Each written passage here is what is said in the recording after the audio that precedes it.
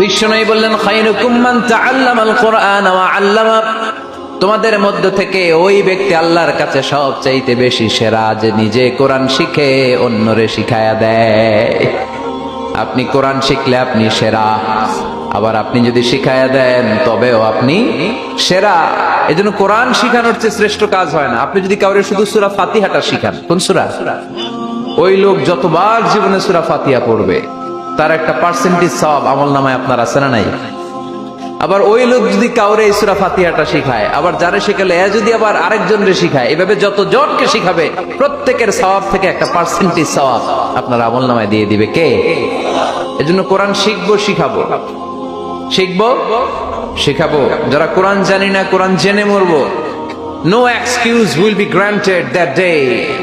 সেদিন কোনো অজুহাত আল্লাহ গ্রহণ করবে না। সব পারো, কোরআন পারো না কেন? সবই তো পারো।